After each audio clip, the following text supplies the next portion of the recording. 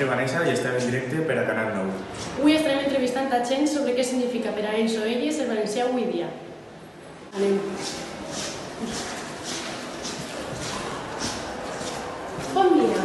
Estem en directe per a Canal 9. Tindries un minut per respondre la pregunta? Clar que sí. Per a vostè, què significa el valencià? El valencià... La veritat no sé què respondre a això.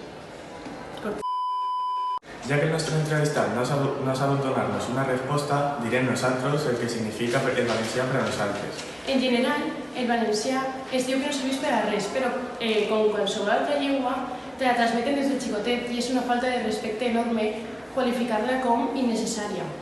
El valencià és el signe de la nostra cultura, és la llengua que parlem des de xicotets.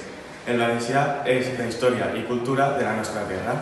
En conclusió, el valencià és molt important i hem de cuidar-la i fer que no desaparega.